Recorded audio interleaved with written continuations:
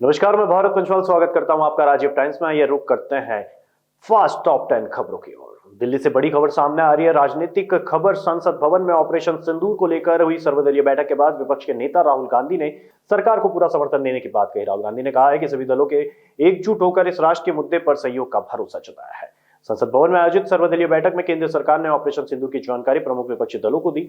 इस बैठक के बाद कांग्रेस नेता राहुल गांधी ने मीडिया से बात करते हुए कहा है कि मल्लिकार्जुन खड़गे की तरफ से साफ कहा गया है कि सरकार ने कुछ रणनीतिक पहलू पर चर्चा की है, लेकिन इसके बावजूद सभी दलों ने सरकार का समर्थन किया है। राहुल गांधी के मुताबिक हमने सरकार को अपना पूरा समर्थन दिया है और इस समय एकजुटता जरूरी है।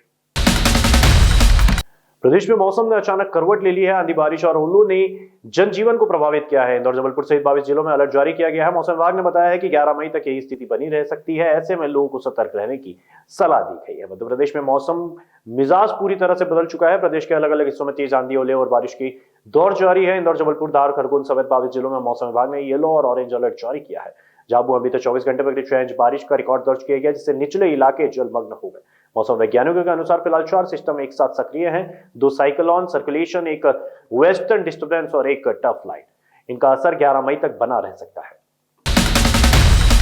ऑपरेशन सिंदूर को लेकर अब देश के विदेश मंत्री एस जयशंकर का बड़ा बयान सामने आया है। उन्होंने साफ किया है कि भारत ने सिर्फ आतंकी ठिकानों को निशाना बनाया और भारत का उद्देश्य पाकिस्तान के साथ तनाव बढ़ाना नहीं है, लेकिन अगर पाकिस्तान ने कोई दुस्साहस किया तो उसे माकूल जवाब भी दिया जाएगा। ऑपरेशन सिंदूर के तहत पाकिस्तान अधिकृत कश्मीर में किए गए एयर स्ट्राइक के बाद भारत की विदेश नीति स्पष्ट है। विदेश मंत्री एस जयशंकर ने कहा है कि सेनाओं ने सिर्फ आतंकी ठिकानों को निशाना बनाया। हम पाकिस्तान के साथ तनाव बढ़ाना नहीं चाहते हैं, लेकिन अगर पाकिस्तान हमला करता है तो यह तय है कि हम उसे करारा जवाब देंगे। जयशंकर का यह बयान अंतर्राष्ट्रीय मंच पर भारत की कूटनीतिक स्थिति को साफ जाहिर कर रहा है कि भारत आतंकवाद के खिलाफ डटकर खड़ा है, लेकिन युद्ध का पक्षधर नहीं है।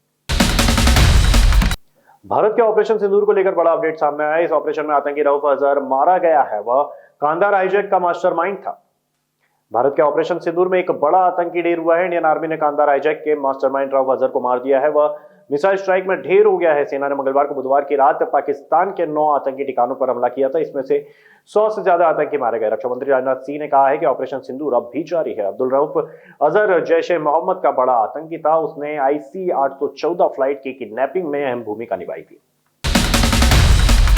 भारत के साथ तनाव के बीच पाकिस्तान ने आ रही रिपोर्ट्स के मुताबिक चीनी एयर डिफेंस सिस्टम HQ-9 को गंभीर नुकसान पहुंचा है। रिपोर्ट्स के मुताबिक पाकिस्तानी एयर डिफेंस को ड्रोन हमले में गंभीर नुकसान पहुंचा है। पाकिस्तान चीनी एयर डिफेंस सिस्टम का इस्तेमाल करता है और पाकिस्तान के पास 80% से ज्यादा चीनी हथियार है। अगर चीनी एयर डिफेंस सिस्टम में नुकसान होने की रिपोर्ट सच है तो पाकिस्तान के लिए यह बहुत बड़ा झटका है।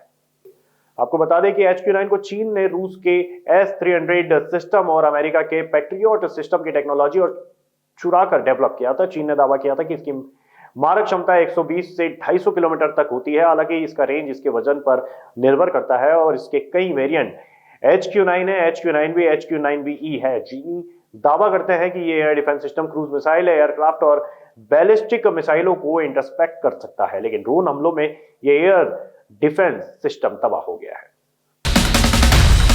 संसद की सुरक्षा में चूक मामले में आरोपी की जमानत याचिका पर सुनवाई करते हुए हाईकोर्ट ने कहा है कि यह कोई ऐसी जगह नहीं है जहां आप खुद की तुलना भगत सिंह जैसे शहीदों से कर सके। संसद भवन को भारत का गौरव बताते हुए दिल्ली के हाईकोर्ट ने बुधवार को कहा है कि 2023 में इसकी सुरक्षा से खिलवाड़ करने के लिए गिरफ्तार किए गए लोगों की तुलना भगत सिंह जैसे शहीदों से नहीं कर सकते। पीठ ने कहा, संसद भवन में किसी भी तरह की शरारत या ऐसा कुछ कदम नहीं हो सकता है। संसद निश्चित रूप से देश का गौरव है, इस बारे में कोई कुछ नहीं कह रहा है, लेकिन सवाल यह है कि क्या UAPA के तहत अपराध बनता है जिसमें जमानत के लिए सख्त प्रावधान है। ऐसे और अधिनियम भी हो सकते हैं जिनके तहत आप आगे बढ़ सकते हैं, इसमें कोई समस्या नहीं है। मुद्दा यह है कि क्या UAPA के तहत अपराध का मामला बनता है। ऑपरेशन सिंदूर की आधिकारिक जानकारी लोगों तक पहुंचाने वाली कर्नल सोफिया कुरैशी और विंग कमांडर व्योमिका सिंह की चर्चा घर घर में हो रही है। इन महिला सैन्य अधिकारियों के अब तक के प्रभावशाली करियर के बारे में लोग जानकारी जुटा रहे हैं। ऐसे में यह जानना दिलचस्प होगा कि सुप्रीम कोर्ट ने भी अपने एक फैसले में कर्नल सोफिया कुरैशी की सराहना की है। वहीं प्रेस कॉन्फ्रेंस के जरिए पहलगाम हमले के प्रतिशोध का ब्यौरा देने वाली कर्नल सोफिया का उल्लेख सुप्रीम कोर्ट ने 17 फरवरी 2020 को दिए ऐतिहासिक फैसले में किया है। इस फैसले में कोर्ट ने महिला सैन्य अधिकारियों को स्थायी कमीशन और योग्यता के आधार पर नेतृत्व वाले पद देने का रास्ता साफ किया था। इस फैसले का तत्कालिक असर 1653 महिला अधिकारियों को मिला था। इंदौर समेत देश भर में एचपीसीएल के पेट्रोल और डीजल पंपों पर ईंधन आपूर्ति बाधित होने की खबर सामने आई है। एचपीसीएल की मांगलिया डिपो में तकनीकी खामी के कारण बीते 24 घंटे में सप्लाई रुकी हुई थी, जिसे अब चालू कर दिया गया है। वहीं एचपीसीएल में मांगलिया डिपो में तकनीकी खराबी के कारण इंदौर समेत देश भर में एचपीसीएल पंपों पर ईंधन की सप्लाई बंद हुई। विभागीय अधिकारियों के मुताबिक अब सप्लाई को चालू कर दिया गया है। इस दौरान सोशल मीडिया पर वायरल मैसेज के कारण लोगों में भ्रम फैल गया है, जिससे कई पंप पर भीड़ देखने को मिली है। हालांकि अधिकारियों ने साफ किया है कि केवल एचपीसीएल की सप्लाई भारतीय प्रभावित है, बाकी ऑयल कंपनियों की सप्लाई सामान्य रही। कई पंपों पर बफर स्टॉक खत्म हो गया है।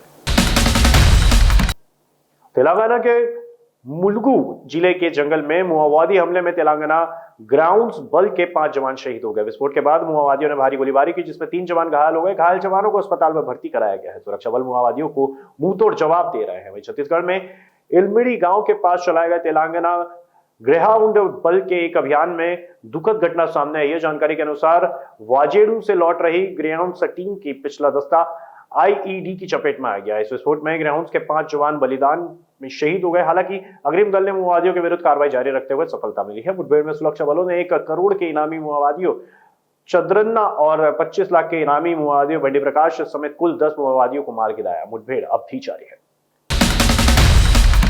भारत और पाकिस्तान के बीच तनाव काफी ज्यादा बढ़ गया है। पाकिस्तान ने देश के कई शहरों को निशाना बनाने की कोशिश की, लेकिन इंडियन आर्मी ने सभी हमलों को नाकाम कर दिया है। इस बीच अमेरिका ने पाकिस्तान में मौजूद अपने नागरिकों को बड़ा निर्देश दिया है। यूएस ने लाहौर समेत पूरे पाकिस्तान में मौजूद अपने नागरिकों को तुरंत वापसी के निर्देश दिए हैं। आपको बता दें कि अमेरिकी एम्बेसी ने पाकिस्तान में मौजूद नागरिकों के लिए एडवाइजरी जारी की है। इसमें उसने कहा है कि लाहौर और उसके आसपास ड्रोन हमलों की खबरें मिली है।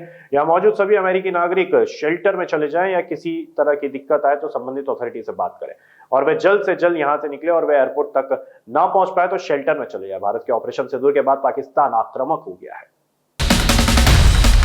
वहीं फास्ट टॉप न्यूज में इतना ही। तमाम जानकारी के लिए देश दुनिया से जुड़ी तमाम अपडेट्स के लिए देखते रहिए राजीव टाइम्स।